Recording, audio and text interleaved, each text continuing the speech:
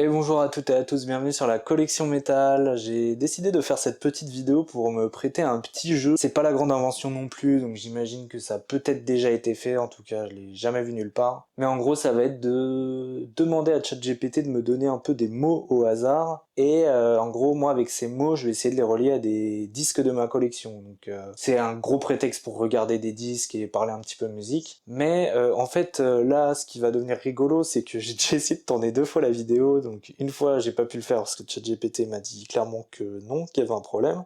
Donc en gros je lui ai donné le prompt suivant: donne-moi un mot au hasard, tu n'es pas obligé de me donner quelque chose de simple. Ça peut être un mot composé, ce que tu veux. Ça va être une sorte de défi pour moi, donc c'est important que ce soit aléatoire. Mets-moi également la traduction de ce mot en anglais. On commence avec le premier mot. Et en fait si j'ai dû tourner cette vidéo 2 fois, c'est que la première fois il m'a donné les mots pareidolie et chantournement. Donc si vous savez pas ce que ça veut dire comme moi, bah vous auriez bien été dans l'embarras comme je l'ai été. Donc en gros la dernière fois j'ai essayé de tourner, ça a bugué, et en fait là en rechargeant la page il m'a montré le mot qu'il voulait me donner, c'était boustrophédon. C'est un style d'écriture ancienne où les lignes alternent entre la gauche et la droite comme le mouvement d'un bœuf labourant un champ. Bonne chance avec celui-là, il me dit, hein, l'enfoiré. Bon allez, je commence avec un premier mot, on va essayer d'en faire entre 5 et 10, et je pense que ça va être marrant parce que les mots, on va...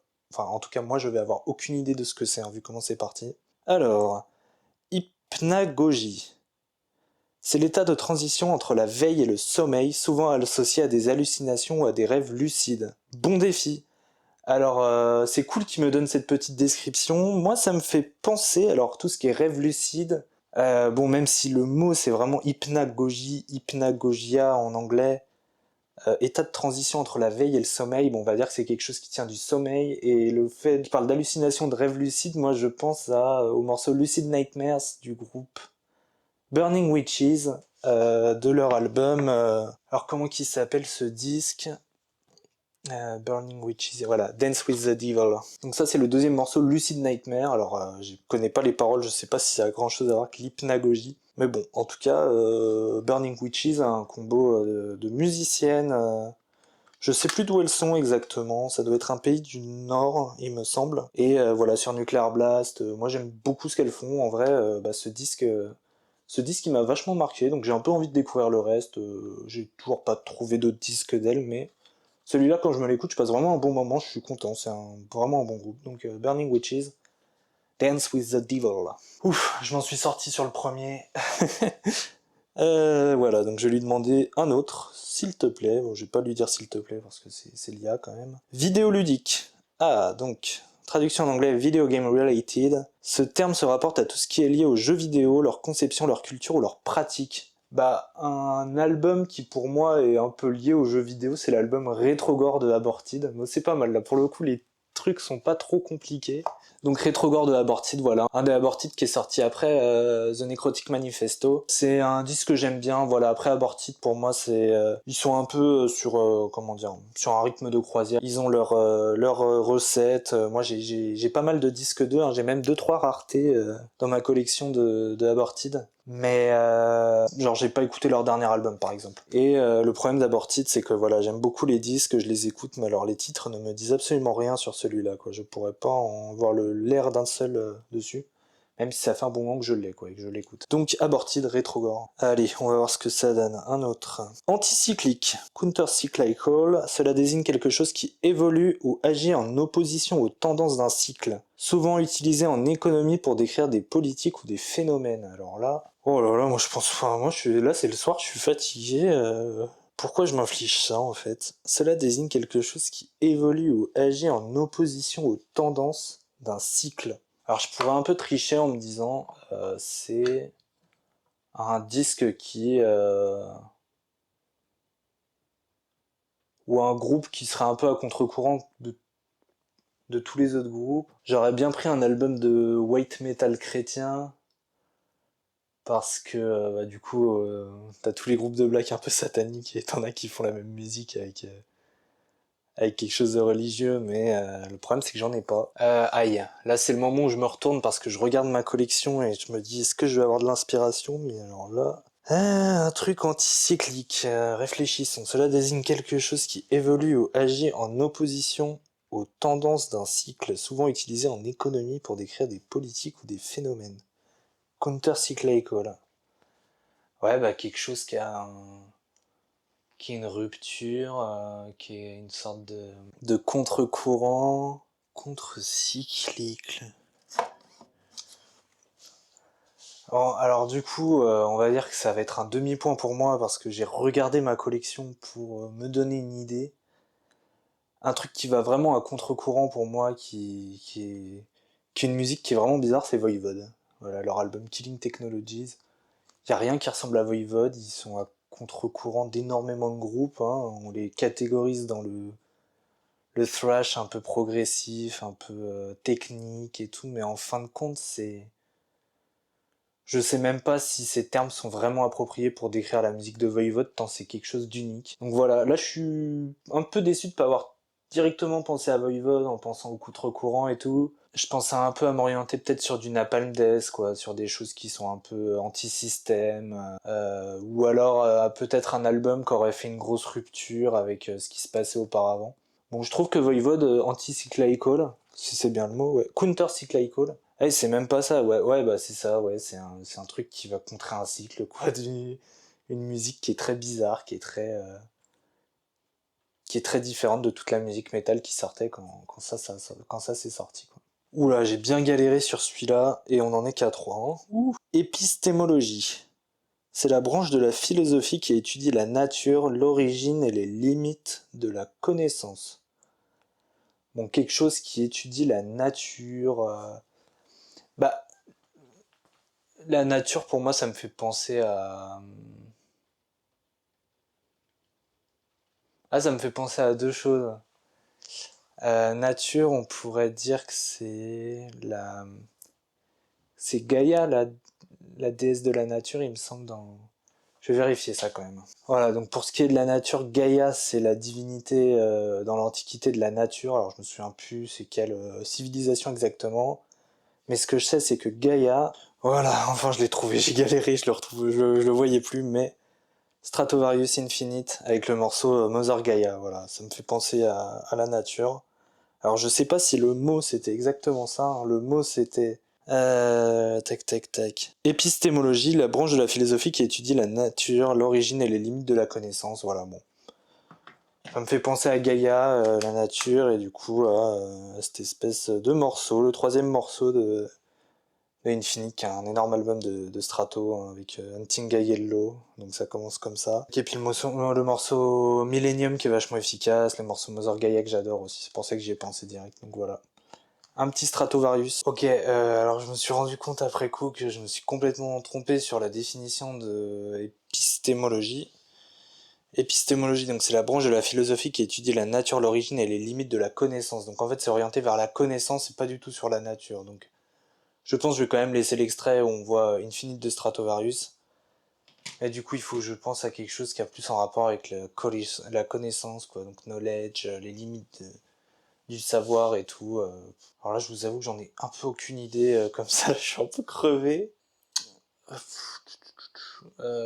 Que dire. Ah bah je sais, bah, vu que c'est un concept philosophique, en plus comme ça je ferai une dédicace à Mom de Metal on Metal. Je pense au morceau The Philosopher du groupe Death, avec cette édition argentine de Individual Thought Pattern. Death, j'ai pas tous leurs disques, j'en ai quelques-uns. J'ai acheté ce disque il y a très longtemps dans un OCD à Paris il y a une dizaine d'années. C'est mon album préféré de tous les temps de Death, j'adore ce disque. Même un disque comme Symbolic que j'ai énormément en estime, pour moi ne le dépasse pas. J'adore, enfin, tous les solos, le son de la basse de Steve DiGiorgio. Voilà, Death, c'est un groupe qui est absolument merveilleux, que je ne peux que vous recommander, et voilà. Bon, je suis pas allé chercher très loin, la connaissance, j'aurais pu chercher d'autres choses, hein, mais on va dire que The Philosopher qui va réfléchir à la connaissance, voilà, de Death. Voilà, désolé, je suis trop fatigué. Alors, on a fait quoi? On a fait hypnagogie, vidéoludique, anticyclique, épistémologie, et on part sur le cinquième. Flavescent. Flavescent. Ce mot décrit quelque chose qui tend vers une teinte jaune ou dorée. Alors, une pochette d'album jaune ou doré. Je vais pas m'embêter, hein. Je vais pas chercher le mot exactement, je vais juste regarder la définition. Voilà, moi ça me fait penser à Blast from the Past de Gamma Ray, donc avec une pochette qui est juste sublime. Moi j'adore les pochettes de Gamma Ray un peu, hein. C'est un mélange entre des vieux jeux vidéo du début des années 2000 et un truc qui aurait pu être imaginé par des conspirationnistes avec des pyramides partout, quoi. On dirait que les pyramides elles peuvent voler avec de l'électricité. Enfin, Maître Gims aurait pu imaginer ça, quoi. Et c'est une super compile qui est très intéressante, qui regroupe un peu les meilleurs morceaux des 5-6 premiers albums. Et en fait, ils ont réenregistré pas mal de morceaux pour cette compilation, notamment en fait, c'est Kai Hansen qui chante tout. En fait, vu que Carl Shippers n'est plus là, il a rechanté pas mal des premiers morceaux du coup de Gamma Ray, et notamment il y a la version de The Silence avec Kai Hansen au chant. Donc voilà, je trouve que cette compilation elle est cool. Et quand on aime bien Gamma Ray, c'est vraiment pas une compilation où tu l'achètes en mode bon bah en fait j'ai déjà les albums studio donc ça sert à rien. Non, cette compilation elle a vraiment un plus quoi. J'en parlerai peut-être un jour des compilations d'ailleurs. C'est un sujet parce que bon il y a des compilations, autant ça sert à rien, autant il y en a certaines, il y a un ou deux bonus que tu trouves pas ailleurs. Autant il y en a comme ça qui valent vraiment le coup, quoi. Donc on va arriver au 6e mot. Je pense qu'on va essayer de faire les 10, hein. Il va falloir que j'accélère un peu parce que là je suis en train de galérer. Hiérophanie. Cela désigne la manifestation du sacré dans le monde, un concept utilisé en histoire des religions. Donc la manifestation du sacré, ça me fait penser genre à, on va dire le prophète ou miracle. Miracle, Land of Miracle, Edguy de l'album Theater of Salvation, Land of the Miracle, voilà, de Edguy, Theater of Salvation, c'est mon préféré. Voilà. Je sais que c'est Achille de Metal Hunters qui m'a dit que son préféré c'était Mandrake, voilà. Donc j'ai l'impression que sur Edguy il y a pas mal d'écoles, on va dire. Moi c'est celle de Theater of Salvation, je le trouve parfait de bout en bout cet album. Pochette magnifique, enfin genre 11 titres, on s'ennuie pas, de bout en bout c'est génial. Le morceau Babylone c'est un de mes morceaux préférés de tous les temps, et voilà. 1999, Land of the Miracle, Theater of Salvation du coup, avec le morceau Land of the Miracle. Hop, bon ça, celui-là c'est allé vite, je suis plutôt content, je me souviens même plus du nom, c'était Gyrophanie, voilà. Pneumatique. Ce terme fait référence à ce qui est relatif à l'air comprimé ou au gaz, souvent utilisé pour décrire des dispositifs ou des systèmes utilisant de l'air sous pression. Et bah, pneumatique, ça me fait penser à des roues, et les roues, ça me fait penser à Wheels en anglais, et Wheels, c'est Wheels of Steel de Saxon. Pas mal celui-là, j'ai eu un bon enchaînement là, je suis content. Wheels of Steel, et par contre, je le retrouve pas le con. Ah si, il est là. Voilà, Saxon 1980, alors si je dis pas de bêtises, leur deuxième album, hein, il me semble que c'est juste après le premier album Saxon, et ça doit être juste avant Denim and Leather, ou alors juste avant Strong Arm of the Law. Ouais, ça doit être juste avant Strong Arm of the Law si ma collection est bien remplie.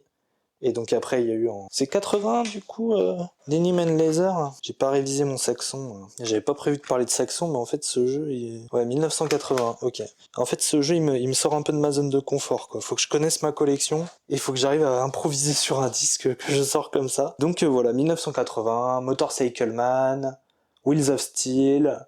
Voilà, après les morceaux, voilà, Suzy Holden qui est sympa. Donc Saxon, franchement, c'est pas un groupe que je vénère, c'est pas un groupe que j'adore. Je comprends qu'il y ait des gens qui ont connu les sorties de Saxon à l'époque qui mettent ce groupe sur un piédestal. C'est un groupe que j'aime bien. Je passe rarement un mauvais moment à écouter un album de Saxon. J'ai pas non plus, je suis pas non plus en extase devant le groupe, mais j'adore leur album Denim and Leather. C'est vraiment un super disque, et ce Wheels of Steel aussi vachement cool. Voilà, donc pneumatique, ça m'a fait penser à ça. Ouais, c'est ça hein, le mot, pneumatique. Ouais. Pour une fois qu'il me sort un mot que je connais.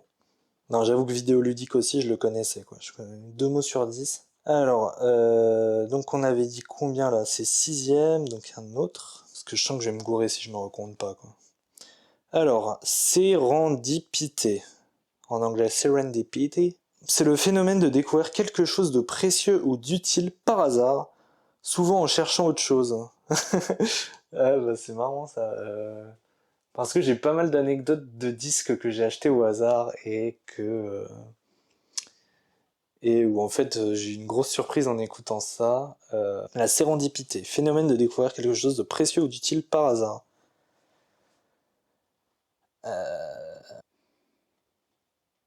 Ah, j'ai une super histoire. J'ai une super histoire là-dessus.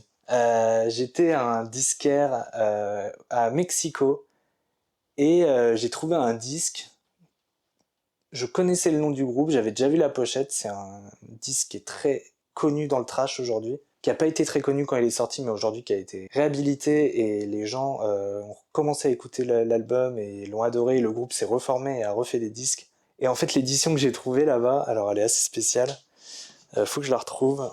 Donc c'est une version mexicaine de Morbid Saint.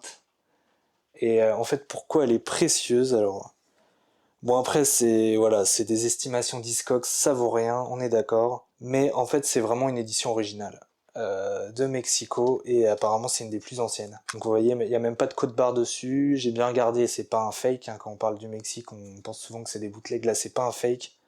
Vu comment le boîtier est vieux, ça a au moins 40 ans. Et cet album sur Discogs, alors là j'ai pas regardé, hein, parce que bon voilà, c'est... De toute façon, je m'en fiche un peu de la valeur du disque, il est dans ma collection, et à moins que j'ai des gros problèmes financiers, je compte pas m'en séparer. Et en fait, je crois qu'il est coté à plus de 300 € sur Discogs en ce moment. Mais bon, après voilà, comme j'ai dit, c'est Discogs, il y a des gens qui jouent un peu avec les cotes et tout. Mais ce disque-là, il est pas facile à trouver, et pour le coup, bah en fait, quand je l'ai acheté, j'avais aucune idée de ce que j'étais en train d'acheter, et je l'ai acheté genre 5-6 € quoi.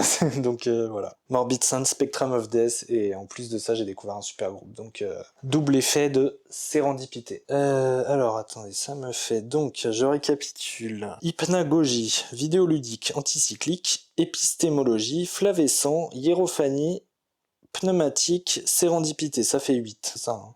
Attends, je vais recompter parce que je suis un peu con. 1, 2, 3, 4, 5, 6, 7, 8. Allez, un neuvième, plus que 2. Ah, je suis content là, du coup, je vous ai montré un bel objet de ma collection, je pensais pas. Transsubstantiation.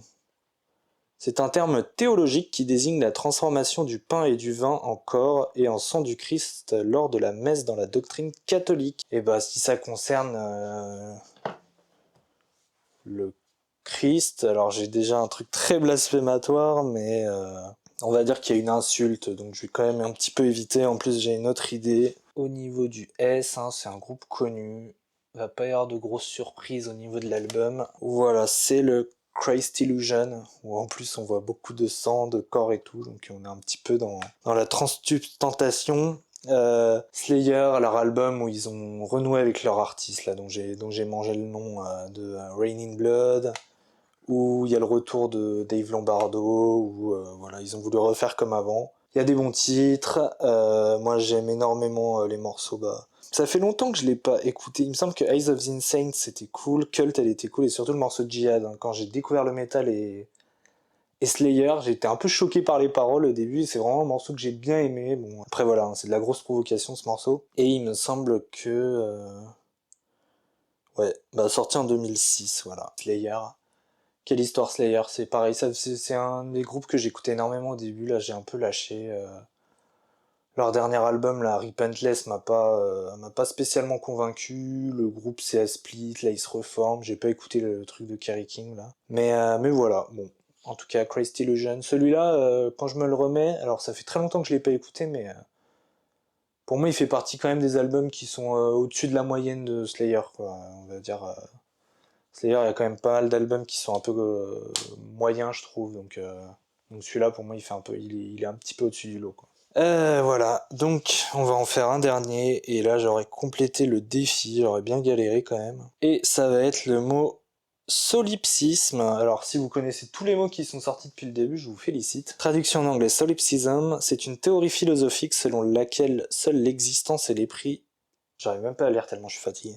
C'est une théorie philosophique selon laquelle seule l'existence de l'esprit ou de la conscience individuelle est certaine, et que le monde extérieur et les autres consciences ne peuvent être connus avec certitude. C'est une théorie philosophique selon laquelle seule l'existence de l'esprit ou de la conscience individuelle est certaine, donc c'est un peu en mode, bah, moi je suis dans ma tête, donc je sais que je pense, et ça se trouve, en fait, tous les gens qui m'entourent sont des robots, n'ont absolument pas de conscience, et tout est programmé, en fait, je suis la seule personne qui existe sur Terre. C'est un peu dans ce délire-là, j'ai l'impression.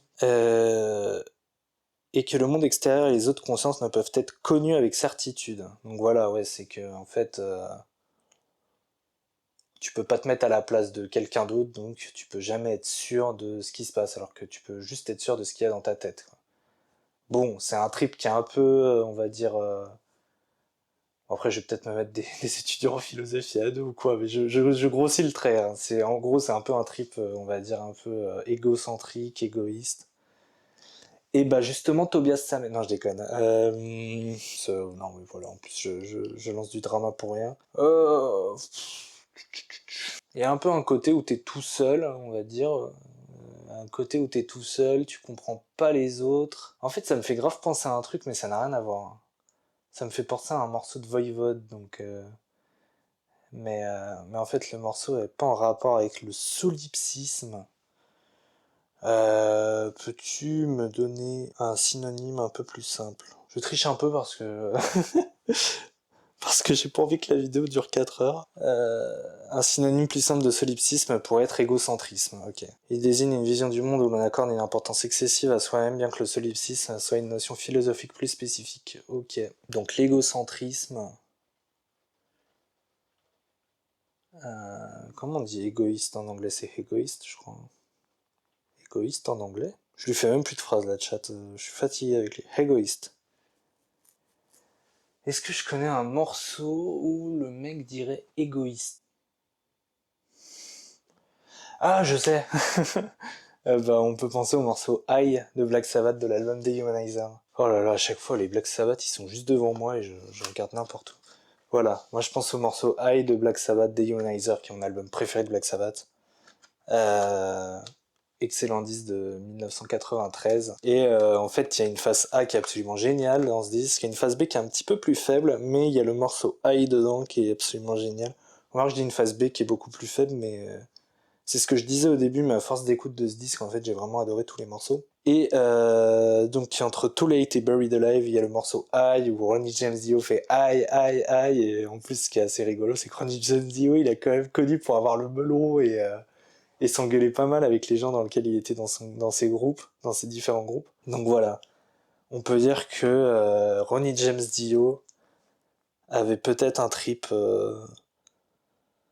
tac tac tac de solipsisme. Voilà. Bon, alors je vous préviens directement, c'est au début c'était pas ça que je voulais. Je voulais que le chat GPT il me donne des mots comme soleil, montagne, et puis on aurait vu des petites pochettes sympas ou des trucs comme ça.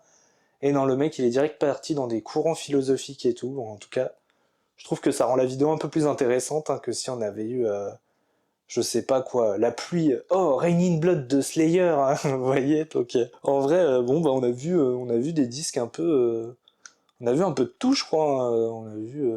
Oh, je me souviens même plus déjà. On a vu du Slayer, on a vu du Voivod, on a vu du Black Sabbath. On a vu du Burning Witches. Bon, on a vu quelques trucs cool en vrai. Je sais pas ce que vous pensez de ce concept. Moi, j'ai bien aimé le faire, même si peut-être que la prochaine fois, je changerai un peu le prompt pour que ChatGPT arrête de se foutre de ma gueule avec des théories dont je ne connais pas le nom et qui sont probablement d'un autre siècle. Mais voilà. En tout cas, j'ai trouvé ça vachement cool. J'espère que ça vous a plu comme concept. Si ça vous a plu, n'hésitez pas à me le dire.